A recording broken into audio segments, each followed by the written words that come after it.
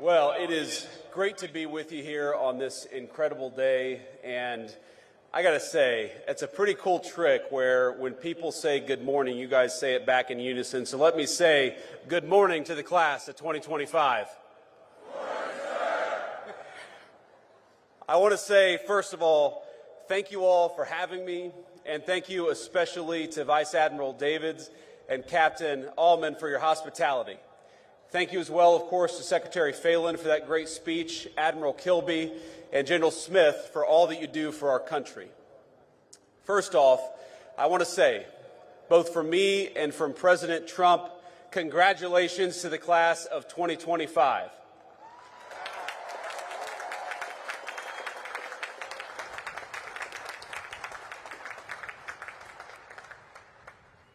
I want to say congratulations not just to you all, because you all certainly earned a great honor, but congratulations to the families, the friends, the faculty, plus the other midshipmen and service members who join us on this beautiful morning and share in this incredible day.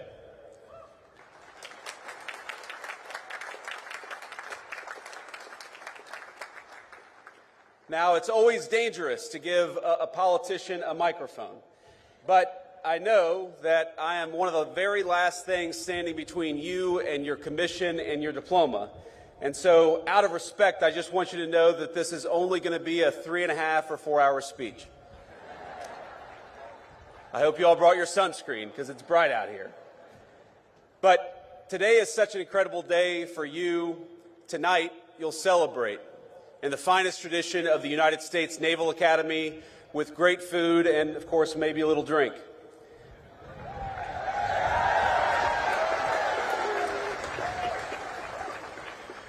But I hope that as you celebrate, you remember that this is not just your day, as hard as you have worked for it. This day belongs to parents, grandparents, aunts, uncles, teachers, brothers, sisters, and so many others. You, all of you, are the product of an incredible legacy. People who worked hard to give you a good education, food on the table, and a sense of possibility. People who took you to church, to practices, to tutoring sessions, people who prayed for you when you struggled and celebrated with you at moments just like today. Most of you are fortunate enough to have someone here to celebrate with you. Some of you don't. But whether they are here with you or not, the very best piece of advice I can give you is to begin your life in the fleet with a spirit of gratitude. Be thankful for all the people gathered here today and those who aren't, because they made you who you are and they got you to where you are today.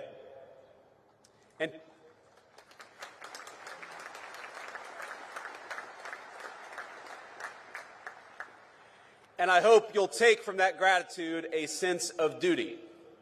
You owe it to the American people, to yourselves, but most of all to the people who sacrificed so hard to get you here. You owe it to them to do the best job you can, and I know that is exactly what you're going to do.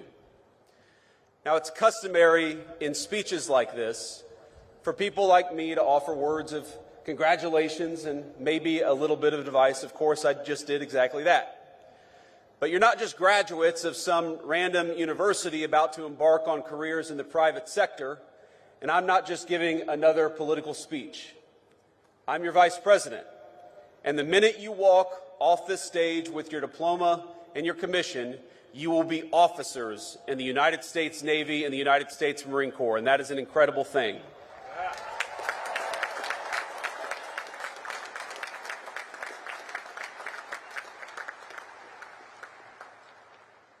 You will be leaders of men and women in our armed forces. So while President Trump and I congratulate you on this incredible achievement, I also thought it would be appropriate to tell you a bit about how the President and I think of your mission in this new and very dangerous era for our country. Now, last week, the President took a very historic trip to the Middle East, meeting with heads of state in Qatar, Saudi Arabia, and the United Arab Emirates. Most of the headlines focused on the trillions of dollars of new investment the President secured for our country, and that's, of course, an important thing. But I actually think the most significant part of that trip is that it signified the end of a decades-long approach in foreign policy that I think was a break from the precedent set by our founding fathers. We had a long experiment in our foreign policy that traded national defense and the maintenance of our alliances for nation building and meddling in foreign countries' affairs, even when those foreign countries had very little to do with core American interests. What we're seeing from President Trump is a generational shift in policy with profound implications for the job that each and every one of you will be asked to do. Now, following the collapse of the Soviet Union, our policymakers assumed that American primacy on the world stage was guaranteed. For a brief time, we were a superpower without any peer, nor did we believe any foreign nation could possibly rise to compete with the United States of America. And so our leaders traded hard power for soft power. We stopped making things, everything from cars to computers to the weapons of war, like the ships that guard our waters and the weapons that you will use in the future. Why did we do that? Well, too many of us believed that economic integration would naturally lead to peace by making countries like the People's Republic of China more like the United States. Over time, we were told the world would converge toward a uniform set of bland, secular, universal ideals, regardless of culture or country. And those that didn't want to converge, well, our policymakers would make it their goal to force them by any means necessary. So instead of devoting our energies to responding to the rise of near-peer competitors like China, our leaders pursued what they assumed would be easy jobs for the world's preeminent superpower. How hard could it be to build a few democracies in the Middle East? Well, almost impossibly hard, it turns out, and unbelievably costly. And it wasn't our politicians who bore the consequences of such a profound miscalculation. It was the American people, to the tune of trillions of dollars, but more than anyone, it was borne by the people who were in your shoes just a few short years ago, by our service members and their families. The tens of thousands of warfighters who sacrificed precious time, energy, and in some cases their very lives in the line of duty. They are the ones who bore the costs of past failure. Our leaders abandoned clearly stated strategic goals for lofty, often incoherent abstractions. This is how, for example, we wound up chasing a $230 million pier in Gaza that worked for a grand total of 20 days while injuring over 60 American service members in the construction and maintenance of that pier. Our government took its eye off the ball of great power competition and preparing to take on a peer adversary, and instead we devoted ourselves to sprawling, amorphous tasks like searching for new terrorists to take out while building up faraway regimes. Now, I want to be clear. The Trump administration has reversed course. No more undefined missions. No more open-ended conflicts. We're returning to a strategy grounded in realism and protecting our core national interests. Now, this doesn't mean that we ignore threats, but it means that we approach them with discipline, and that when we send you to war, we do it with a very specific set of goals in mind. And consider how this played out in just the last major conflict we engaged in with the Houthis over in the Middle East.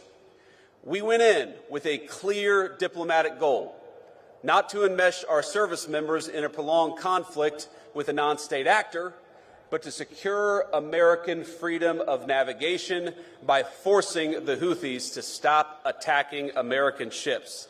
And that's exactly what we did.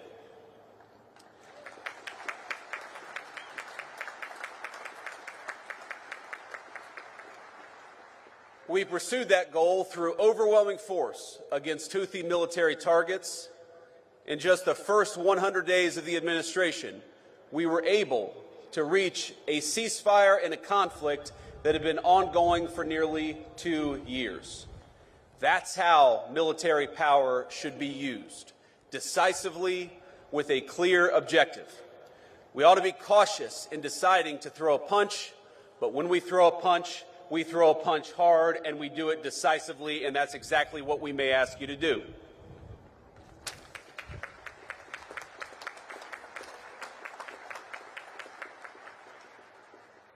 Now, that shift in thinking from ideological crusades to a principled foreign policy will help restore the credibility of American deterrence in 2025 and beyond. With the Trump administration, our adversaries now know when the United States sets a red line, it will be enforced. And when we engage, we do so with purpose, with superior force, with superior weapons, and with the best people anywhere in the world.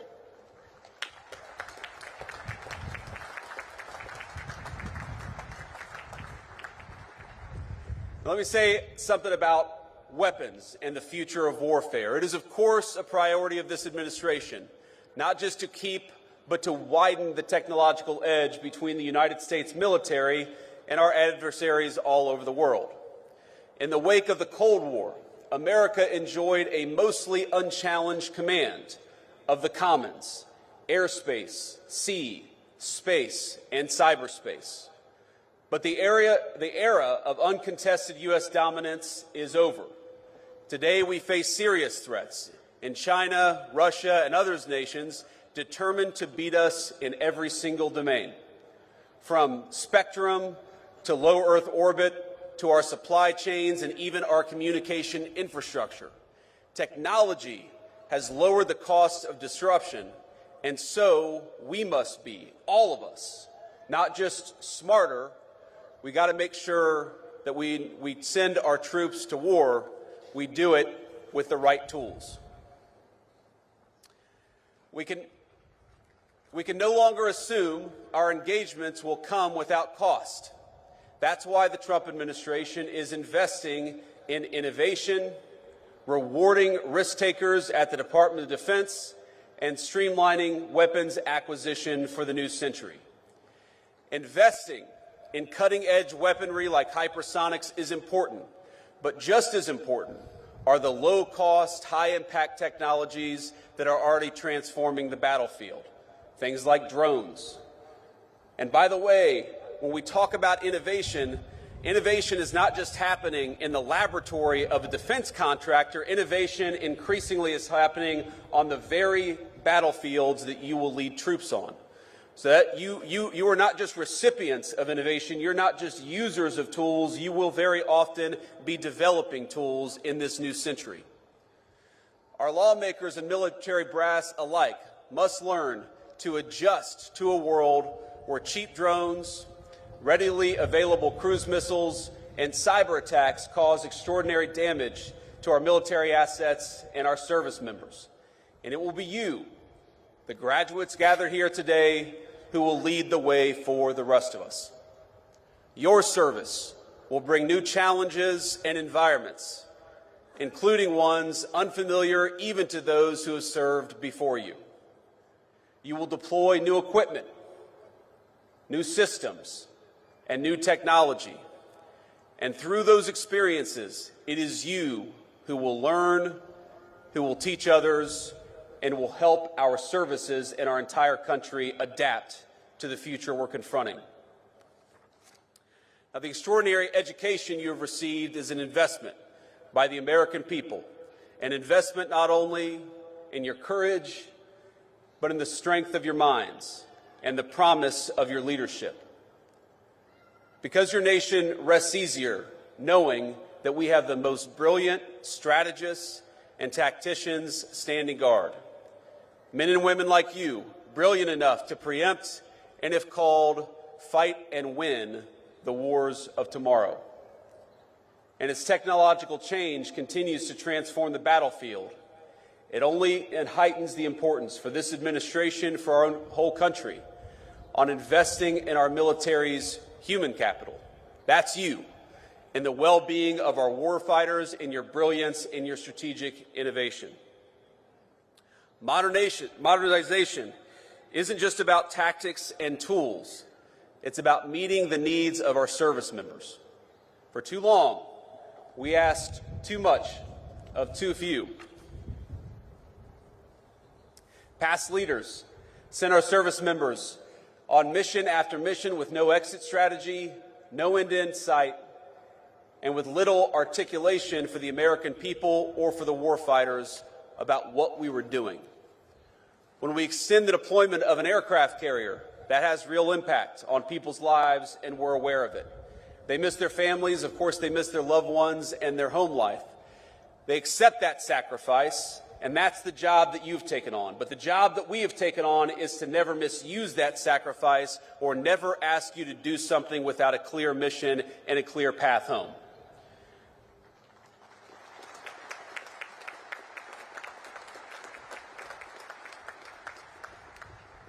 The Trump administration recognizes that our most valuable resources, it's you. It's young people who are brave enough to put on the uniform and risk your life for this country. And we promise, I promise, to cultivate that resource, to protect it, and to use it only when the national interest demands. And what makes your new life so unique is that you must take multiple perspectives. You will be junior officers, of course, answerable to commanders, captains, admirals, generals, and people like me. You will have to follow orders, even when you don't want to. And if I can offer one piece of advice from a junior enlisted guy to a bunch of new officers, to say that when you say with all due respect, that is not a get-out-of-jail-free card. These guys are laughing back here. I got chewed out more times than I can remember because I assumed that I could say whatever I wanted to so long as I said with all due respect before it. That's not how it works out. You learn that the hard way. But importantly, you are not just following orders. More often than not, you will be giving them. And just as I see you as our most precious resource, so you must see the men and women who call you sir and ma'am as your most sacred charge. You will not just be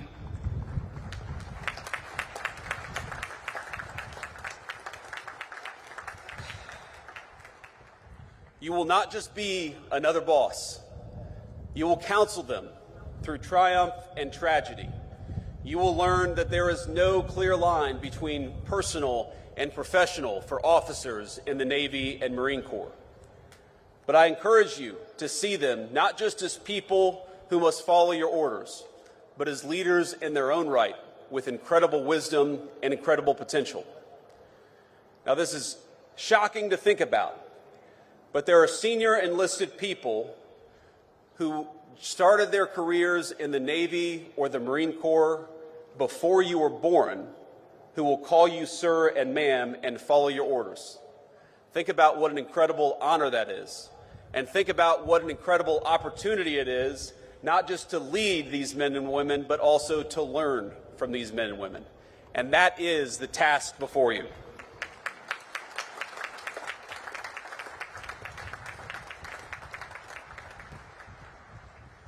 You will lean on that experience, of course, but still, you're more often than not, you're going to be the one in charge. That is an honor, but it's a responsibility that ought to give you chills. You've made it now through one of the most demanding institutions in the entire world. You've earned your commissions, and you've stepped forward to serve at a moment when your country needs you now more than ever. But you're stepping into gigantic shoes, and it's worth taking stock of that as you prepare to receive your commission. Those of us who've served know that graduates of the Naval Academy, they have a certain energy, a certain aura, a certain respect when they're out there in the fleet. Let me just give you an example. Today is your day, of course, and you should celebrate. But in 3 days, the President and I will lead the most solemn occasion in our nation, Memorial Day at Arlington Cemetery. You'll learn, as I have, that when people say things like Happy Memorial Day, You appreciate the sentiment behind it, but you know that it's wrong. Because Memorial Day is not a happy day. And Memorial Day is not for those who served and came home. It is for those who served and didn't. Every Memorial Day, I think about a graduate of this institution, Major Megan McClung. She was an officer I served with. She was bright, tough, and incredibly dedicated to her job. She arrived in Iraq not long after me and was killed in action not long after that. She loved this institution. And like so many that came before her, she built on its legacy in the way that she served her country. Now, there are so many stories of great service in this institution. I look at these signs on this stadium: Belleau Wood, Midway, Guadalcanal. These are battles I read about in history books or learned about when I was a United States Marine. If you just try to read a list of the people who served after graduating from this institution, the list is almost so long you can't get through it. Senior leaders, commandants of the Marine Corps, chiefs of naval operations, astronauts, great business leaders, and even a few lowly politicians have graduated from the United States Naval Academy. Their service is an incredible legacy that they have passed on to you. And you are the bridge that connects the incredible heritage of this institution to the future duties and responsibilities your country needs you to perform. That's an incredible honor, but it's also an incredible responsibility, and I hope you take it seriously. People will look at you as graduates of the Naval Academy in a different way than they look at most of the people that you will meet every single day. They will look at you that way, yes, because you've worked hard, and yes, because you deserve this day, but they will also look at you differently because you stand on the shoulders of giants.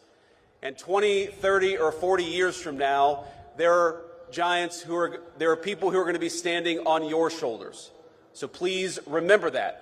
Please take it seriously, and please recognize that you become part of a brotherhood and sisterhood that will enable you to do great things, that will support you as you do them, but will ask you to give back as you should in return.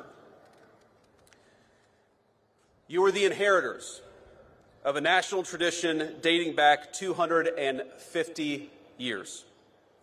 It began with John Paul Jones, and the founders of this country asked the United States Navy to take on the most powerful Navy on earth, and we won. Our first patriots knew the stakes. They did not seek out war. They did everything they could to advocate and petition for their own liberties. But when the time came, they raised a military, they raised a Navy, and they fought like hell. Their examples lives on in all of you. In their courage, we see the roots of your calling to be strong but not reckless, to seek peace but never at the expense of liberty, to hold firm to your convictions even when the cost is high. Now, I want to say to all of you, I've been vice president for all of about 120 days. And this summer, I will celebrate my 41st birthday. But I have never, in those 41 years, been so proud as I am today, to honor you, to celebrate you, and to congratulate you on a job well done.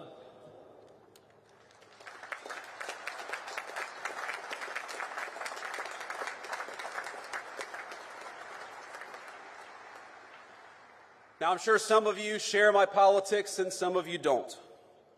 But I know today I speak for a grateful nation when I say we are rooting for you, Naval Academy class of 25. We are proud of you and we depend on you. Congratulations, Godspeed, and do great work.